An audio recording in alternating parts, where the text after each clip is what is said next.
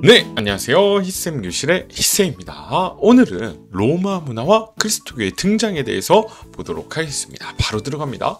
오늘은 저번 시간에 이어서 세 번째 로마의 문화 그리고 그리스도교의 등장과 확산에 대해서 볼 거예요. 우리 저번 시간에 뭐였는지 기억 안 나면 아시죠? 위에 가서 보셔야 됩니다. 로마의 정치에 대해서 우리가 봤어요. 오늘 바로 한번 들어가 볼게요. 여기서 바로 보기에는 선생님이 가지고 온 사진이 있어요. 여러분들 이 사진 보면 야경인데 선생님이 직접 찍은 거예요. 이 콜로세움이라는 이 콜로세움 사진입니다. 자세히 보면 튼실한 궁뎅이가 보일 거예요. 이게 선생님인데 선생님이 또 옛날에 유럽 가가지고 열심히 혼자 또 찍었던 야경 사진입니다. 야, 이렇게 어마어마한 건축물을 지은 로마는 어떻게 이런 걸 지을 수 있었을지, 또 그들의 문화는 어떤 것들이 있는지 바로 가보도록 하겠습니다. 로마의 문화, 건축과 법률에 대해서 이야기하는데요. 특징적이에요.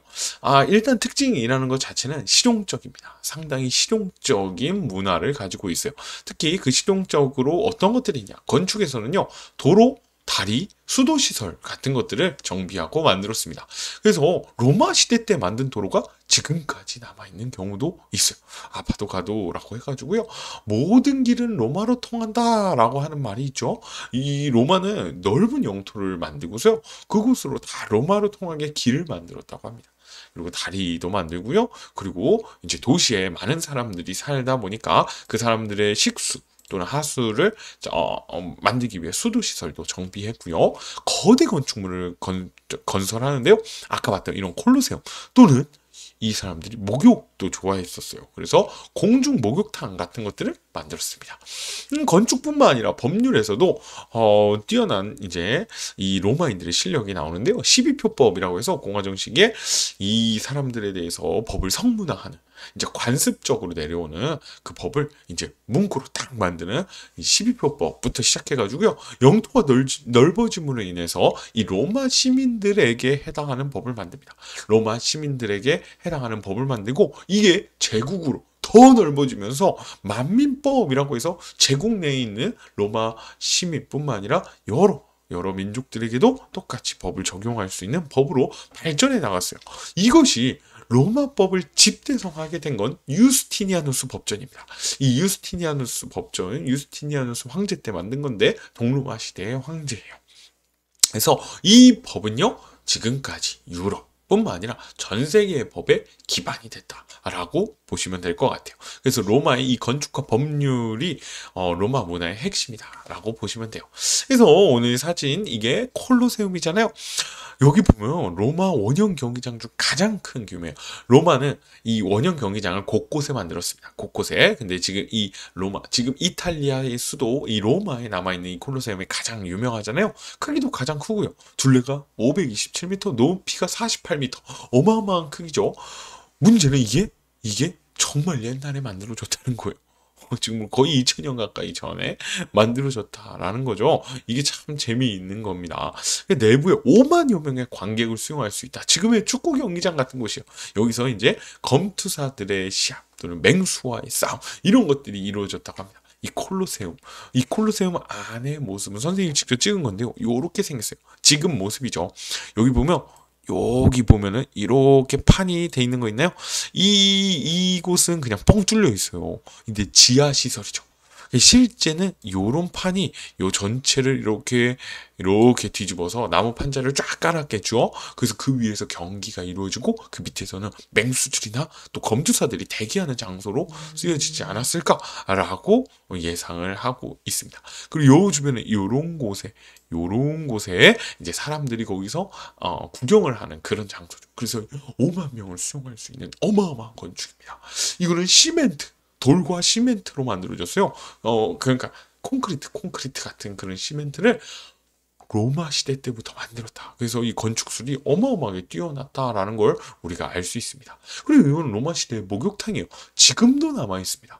로마 시대의 목욕탕이 지금까지 남아 있는데, 여기 보면 이 목욕이죠. 옆뿐만 아니라 저 옆에는 아직도 물이 보글보글하면서 나오는 곳이 있어요. 선생님이 직접 가서 찍었는데 공중 목욕탕이 이탈리아에 있는 것이 아닙니다.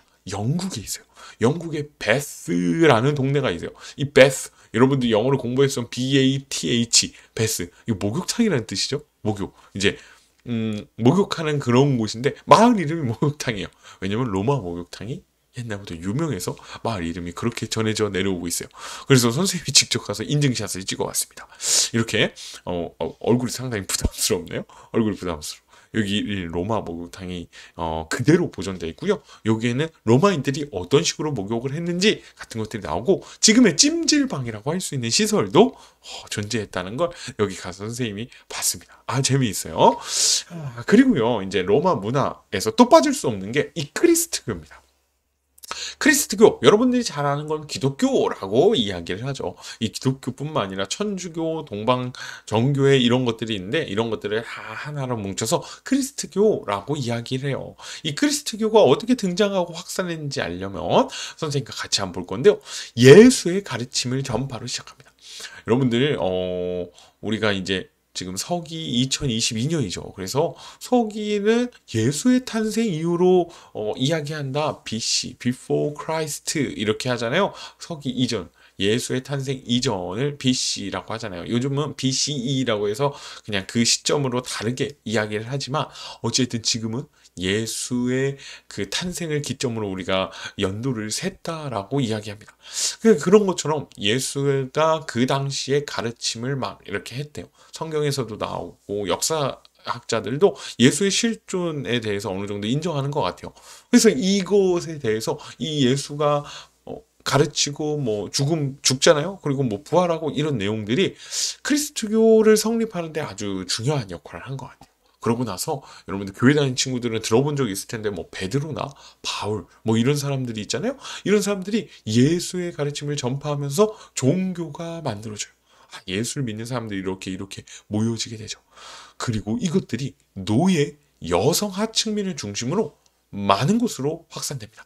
예루살렘에서 시작해서 흔히 아는 이스라엘로부터 시작해서 로마로 퍼져나가요. 사도 바울이라는 아저씨가 로마로 이렇게 선교를 떠나기도 하거든요. 그래서 로마로 퍼지기 시작하면서 많은 사람들이 믿게 됩니다. 로마는요, 이거를 처음에 박해를 합니다. 박해라는 건 탄압을 했다는 거예요. 왜냐하면 로마의 전통적인 신들과 황제 숭배 거부로 이 박해를 할 수밖에 없었어요.